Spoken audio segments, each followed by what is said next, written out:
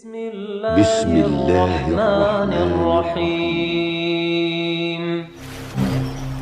Bismillahirrahmanirrahim. Alhamdulillahi wassalatu wassalamu ala rasulillah wa ala alihi wa ashabihi ajma'in. Amma ba'd. Kita lanjutkan keterangan berikutnya dari kalam Al-Imam Ibnu Rajab Al-Hanbali rahimahullah ta'ala. Masih pada halaman 43. Kita ulangi pada keterangan beliau, wa in kana ba'du man kana qariban min zamanil imami Ahmad. Qala al-Hafidh Ibnu Rajab rahimahullah ta'ala, wa in kana ba'du man kana qariban min zamanil imami Ahmad fihi man fa'ala syai'an min dhalik ittiba'an li tariqati muqatil. Meskipun sebagian orang-orang yang dekat dengan zaman Al-Imamu Ahmad, di kalangan mereka ada orang yang melakukan tindakan tersebut. Tindakan apa? Yaitu membantah pemikiran Jahmiyah malah dengan akal. Itu thariqahnya Muqatil ibnu Sulaiman. Dia ingin membantah kebid'ahan, namun bukan dibantah dengan Al-Quran atau Sunnah. Ketika orang-orang mengingkari sifat Allah Subhanahu Wa Taala, mengingkari nama Allah Subhanahu Wa Taala, malah thariqahnya Muqatil ibnu Sulaiman menetapkan nama atau sifat yang tidak berasal dari Al-Quran dan Sunnah. Dan tindakan Muqatil ibnu Sulaiman dikatakan salah.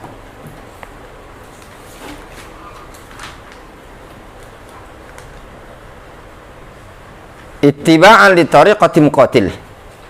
Orang yang melakukan tindakan tersebut mengikuti metodenya Muqatil ibnu Sulaiman. Dalam artian ada di kalangan, di zaman dengan zamannya Imam Ahmad atau dekat dengan masa-masa Imam Ahmad, orang-orang yang masih menggunakan akal di dalam membantah kebid'ahan. Namun prinsip yang benar apa? Al-bid'atu turaddu bis sunnah, la turaddu bil bid'ah. Bid'ah itu dibantah dengan sunnah, bukan dibantah dengan kebid'ahan. Prinsipnya dalam hal ini ya ikhwan, dikatakan oleh Syekhul Islam Ibnu Taimiyah, seseorang, tidak setiap orang itu bisa memahami, menyerap ilmu. Kemudian dari orang yang menyerap ilmu ini tadi, orang-orang yang bisa menyerap ilmu, juga tidak setiap orang bisa mengungkapkan, bisa husnul bayan, bagus dalam menyampaikan al-haq. Kemudian juga orang yang punya ilmu dan husnul bayan, terkadang tidak semuanya juga mampu untuk membantah, mengamati suatu penyimpangan-penyimpangan atau membantah kebatilan-kebatilan. Difahami dalam hal ini? Sehingga seseorang yang bisa membantah suatu kebatilan itu orang-orang yang khusus. Apalagi membantah kebatilan secara ala wajib tafsil, secara rinci. Adapun kalau cuma sekedar menyatakan ini kebid'ahan, ini kesyirikan, ini kekufuran secara global, talibul ilmi al-mubtadi, yang pemula, itu bisa membantah seperti itu. Namun di kalangan para ulama ar-rasikhun, mereka-mereka yang memang fokus dalam hal tersebut, mereka bisa membantah secara detail. Oleh sebab itu Syekhul Islam Ibnu Taimiyah menyatakan, demikian juga Syekh Muhammad bin Abdul Wahab An-Najdi, tidaklah datang suatu ahlul batil dengan membawa kebatilan, melainkan kata beliau rahimahumullah ta'ala, aku akan bantah dia dengan kebatilan yang dia berdalil dengannya tadi. Ada ahlul batil datang dengan menyampaikan kebatilan, berhujjah dengan Al-Quran atau hadis, melainkan aku akan bantah dia dengan dalil yang dijadikan hujjah sama dia tadi. Nah, orang-orang yang seperti ini yang dikatakan oleh Al-Imam Ibnu Rajab, orang-orang yang mengikuti metodenya Muqatil ibnu Sulaiman. Apa metodenya? Membantah kebid'ahan Jahmiyah yang di awal-awal itu dengan akal. fala yuqtada bihi fi dzalik. Maka orang-orang yang seperti itu tidak bisa dijadikan panutan, tidak bisa diikuti pada perkara tersebut. Innamal iqtida bi a'immatil Islam. Sesungguhnya al-iqtida hanya kepada a'immatul Islam, para a'immah, para ulama Islam ini tadi. Jadi dari sini terdapat faedah ya ikhwan, mereka dari kalangan yang ditokohkan, yang diulamakan, walaupun dikategorikan mereka adalah alim, namun tatkala pada mereka ada kebid'ahan, yang mereka para ulama pun mengingkari kebid'ahan tersebut, mengingkari penyimpangan tersebut, sebagaimana yang dilakukan oleh siapa? Muqatil ibnu Sulaiman. Ya benar, itu di fakro kedua di atas itu kata beliau, waqad ankara salaf ala Muqatil qaulahu fi raddi ala Jahm bi adillatil aql. Sungguh salaf mengingkari, membantah Muqatil ketika Muqatil kapan? Membantah pemikiran Jahmiyah dengan akal. Bahkan apa? Sebagian para ulama balaghu fit ta'an alaih, betul-betul serius, bersungguh-sungguh di dalam mengkritik, mencelah Muqatil ibnu Sulaiman.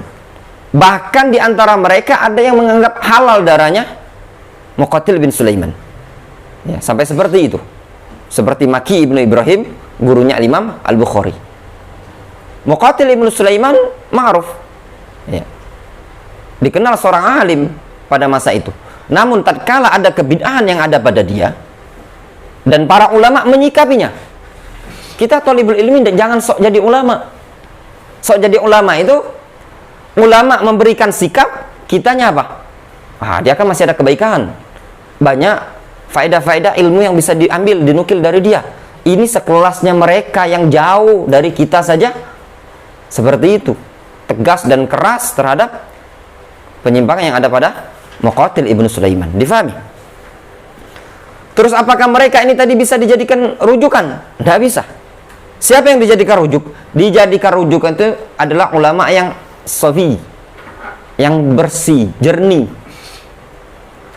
Siapa mereka? Kabnil Mubarak, seperti Abdullah ibnu Mubarak, wa Malik, Imam Malik, wa Thawri, Sufyan al-Thawri, wal Auza'i, Abdurrahman ibnu Amr, Abu Amr al-Auza'i, wa Syafi'i, Muhammad bin Idris al-Syafi'i, wa Ahmad ibnu Muhammad ibnu Hanbal, Ahmad ibnu Muhammad ibnu Ahmad ibnu Hanbal, wa Ishaq bin Rahawai, yang dikenal dengan Ishaq ibnu Ibrahim al-Hanzali, wa Abi Ubaid al-Qasim ibnu Salam, wa nahwihim, dan yang semisal mereka dari kalangan para ulama yang lain.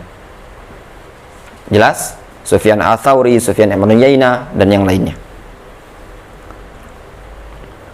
Wa kullu haula, kenapa kita merujuk kepada mereka? Kepada para salaf ini tadi. Di antaranya Imam Malik, Sufyan al-Thawri, Imam Ahmad, dan yang lainnya. Kenapa? Dikarenakan seluruh mereka la yujadu fi kalamihim syai'un min jinsi kalamil mutakallimin fadlan an kalamil falasifah. Dikarenakan pada perkataan mereka, ya, pada ucapan mereka, la yujad, tidak didapati. Apa yang tidak didapati? Syai'un, sedikit saja, berupa jenis perkataan, pendapat ahlul kalam, al-mutakallimin itu ahlul kalam, terlebih lagi pendapat, perkataan, ro'yu, keyakinan falasifah. Al-mutakallimin atau ahlul kalam itu kedudukannya lebih ringan penyimpangannya dibandingkan al-falasifah. Syubhat, falsafat itu lebih besar dibandingkan syubhat ahlul kalam. Difahami? Nah, syubhat ahlul kalam, penyimpangan ahlul kalam itu tidak ada pada mereka para ulama yang disebutkan ini tadi. Terlebih lagi ulama yang datang atau terlebih lagi pendapat falasifah Yunaniyah. Walam yadkhul dzalika fi kalami man salima min qadhin wa jarhin. Itu yang antum baca ya. Walam yadkhul dzalika fi kalami. Ya, fi kalami. Bukan fi kalamihi. Tapi yang lebih shawab fi kalami. Man. Jadi dia sebagai mudhof. Haknya dibuang. Tapi jangan antum coret. Antum buat kurung, tulis fi kalami di bawahnya. Nah, seperti punya anak nih. Nah, seperti ini nah. Dan nah, kasih kurung. Ya, kenapa ini agak mentok beberapa hari ini? Anak dengarkan rekaman, Pak. Tadi baru sempat mendengarkan rekaman. Dari awal kita kajian kemarin itu anak curiga. Kenapa? Karena tidak nyambung. Nah, ternyata anak dengarkan rekaman Syekh. Ya, disebutkan pas 10. Disebutkan bahwasanya yang benar, yang shawab bacanya fi kalami. Walam yadkhul dzalik. Yang demikian itu apa? Pemikiran-pemikiran, pendapat-pendapat, ucapan-ucapan ahlul kalam dan falsafat tidak akan masuk pada perkataan, pada pendapat, pada kalamnya man, orang-orang yang salimah, selamat dari celaan dan kritikan. Maknanya, ulama-ulama yang selamat dari celaan dan kritikan tidak akan mungkin ada pendapat mereka yang mencocoki apa? Falasifah. Kenapa? Kalau seandainya perkataan mereka ada yang sesuai dengan pendapat falasifah atau ahlul kalam, pasti mereka akan mendapatkan kritikan dari ulama yang lain. Iya benar? Iya kan? Nah, kalau mereka selamat dari kritikan, berarti mereka tidak memiliki pemikiran yang sejenis dengan falsafat atau ahlul kalam. Wa qad qala Abu Zur'ah Ar-Razi, sungguh Abu Zur'ah Ar-Razi rahimahullah ta'ala, beliau mengatakan, kullu man kana indahu ilmun falam yasun ilmahu wahtaja fi nashrihi ila syai'in minal kalam falastum minhu. Setiap orang yang dia memiliki ilmu, falam yasun ilmahu, dan dia tidak menjaga ilmunya,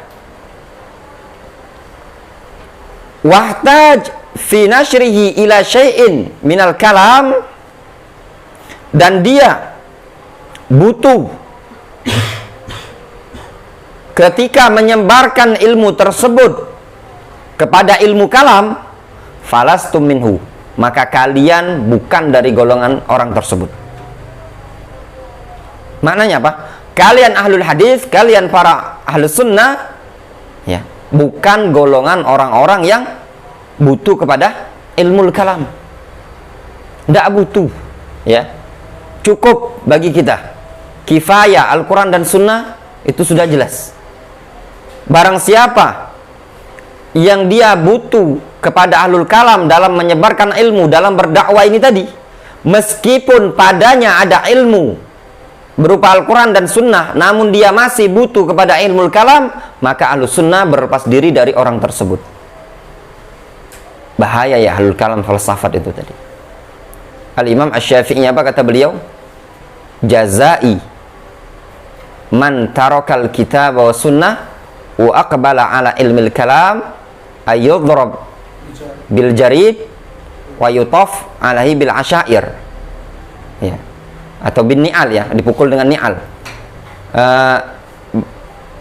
Barang siapa yang dia tadi meninggalkan Al-Quran dan Sunnah dan malah mempelajari ilmu kalam, maka dipukul, ya.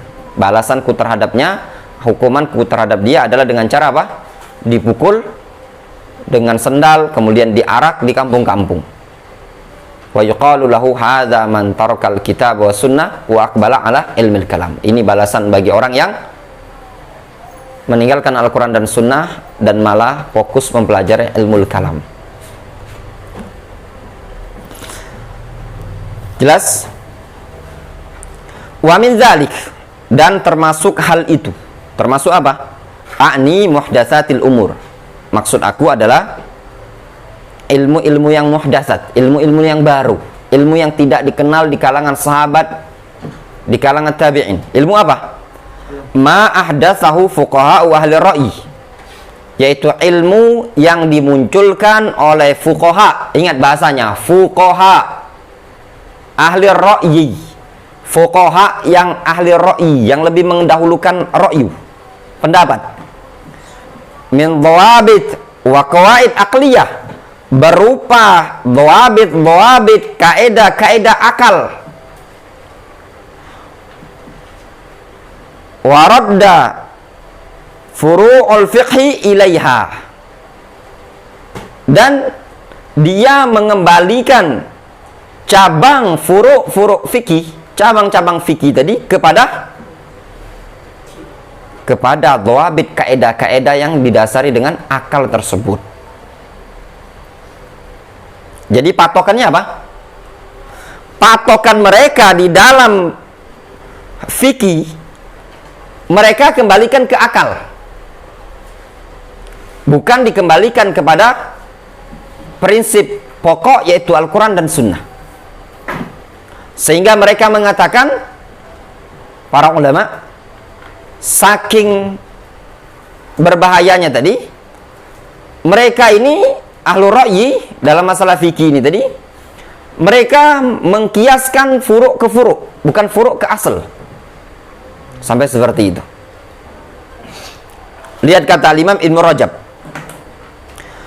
wa sawa'un khalafat as-sunan sawa'un akhalafatis sunan am wafaqatha tardan litilkal qawaid al-muqarrarah. Sama saja, apakah kaedah-kaedah tersebut, dhawabit akal tadi, menyelisihi sunan, menyelisihi dalil sunnah, am wafaqatha, ataupun mencocokinya. Jadi patokannya apa? Tetap berdasarkan apa? Kaedah-kaedah akal. Makanya mereka disebut dengan ahlur ra'yi, fuqaha ahlur ra'yi. Kenapa? Dikarenakan mereka mendasari fikihnya tadi dengan kaidah-kaidah akal. Baik kaidah-kaidah tadi mencocoki sunnah ataupun bertolak belakang dengan sunnah. Tordan litilkal qawaid al-muqarrarah, sebagai bentuk pengembalian kepada kaidah-kaidah yang sudah baku tadi. Muqarrarah itu baku.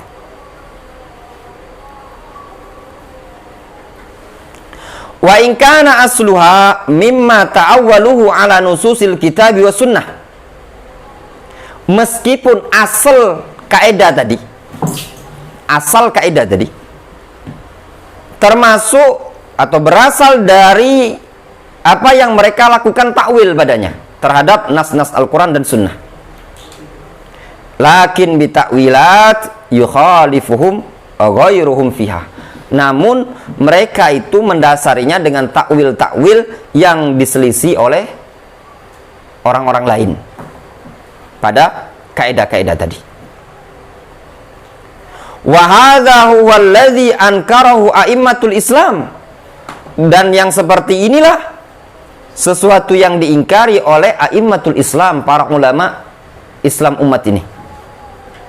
Alaman ankaruhu min fuqala, terhadap orang-orang yang mereka ingkari, min fuqaha ahli ra'yi wal Hijaz wal Iraq, dari kalangan ahli fikih, ahli ra'yi di negeri Hijaz, Iraq. Wa balagu fi dzammihi wa inkarihi. Bahkan mereka para ulama balagu, mubalaghah, ya, berlebih-lebihan, bersungguh-sungguh di dalam mencela dan mengingkari pendapat tersebut. Fa'amma, faham ya? Jadi termasuk ilmu yang muhdatsah adalah ilmu yang dimunculkan oleh fuqaha ahli ra'yi. Siapa yang dimaksud di sini adalah Abu Hanifah dan yang semadzhab dengan Abu Hanifah. Mereka disebut dengan ahlur ra'yi. Oleh sebab itu sebagian para ulama mereka keras terhadap Abu Hanifah. Kalau antum pengen baca, lihat di sini pengingkaran kerasnya ulama terhadap Abu Hanifah dalam kitab Raddu Kitabus Sunnah Warad 'alal Jahmiyah. Ya. Lihat, ini berlembar-lembar nukilan dari salaf yang menyebutkan bagaimana pengingkaran mereka terhadap Abu Hanifah. Lihat di sini. Di sini intinya banyak ya. Namun mereka, para ulama yang datang belakangan, memberikan uzur kepada Abu Hanifah. Terus secara khusus setelah kedatangan Syekhul Islam Ibnu Taimiyah rahimahullah ta'ala, sehingga pada masa tahun 700 ke belakangan sini itu para ulama sudah tidak menganggap lagi Abu Hanifah sebagai orang yang layak dijarah, sehingga mereka mengatakan Abu Hanifah tergolong ulama, adapun kesalahan-kesalahan dia tetap tidak diikuti dan tetap dibantah. Kenapa para ulama tetap menutup permasalahan ini tadi? Dikarenakan luasnya ilmu Abu Hanifah tadi, sehingga apa yang ada pada Abu Hanifah tadi mereka katakan tidak sebanding ya kesalahan tadi dengan ilmu dia yang ada.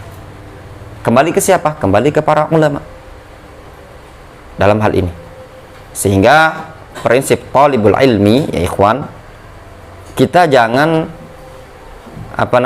ekstrim. Ekstrim itu gini, ketika mendapati kesalahan seorang alim, kita tutupi ya. Kesalahan tetap dikatakan kesalahan, dibantah tetap dibantah. Itu thariqatul ulama, meskipun itu gurunya antum. Namun dengan membantah dengan ilmiah dan adab, itu bukan perkara yang tercela.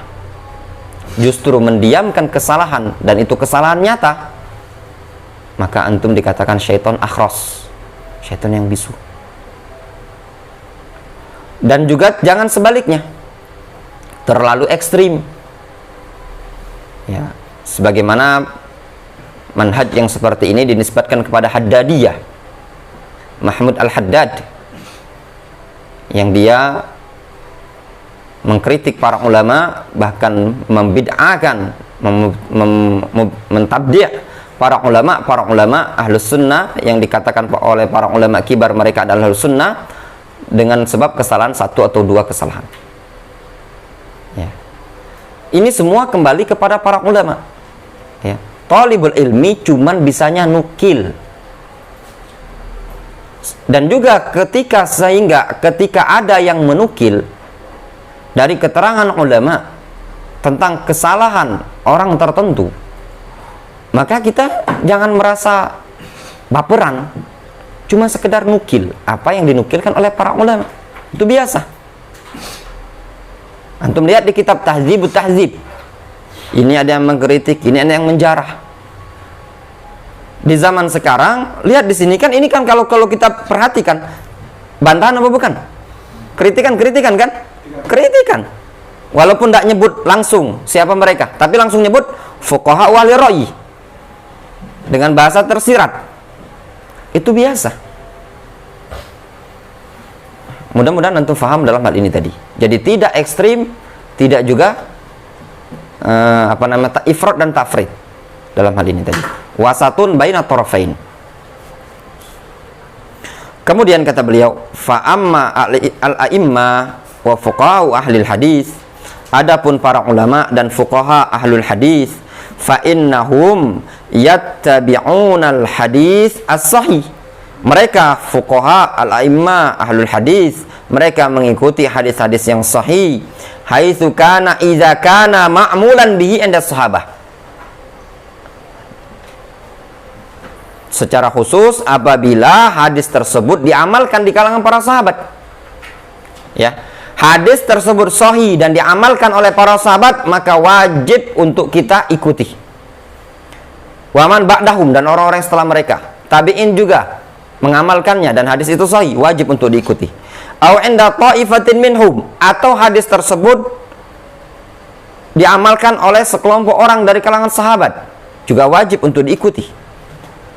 Namun fa amma mattafaqu ala tarkihi fala yajuzul amalu bihi, adapun hadis yang mereka sepakati untuk ditinggalkan, maka tidak boleh kita amalkan.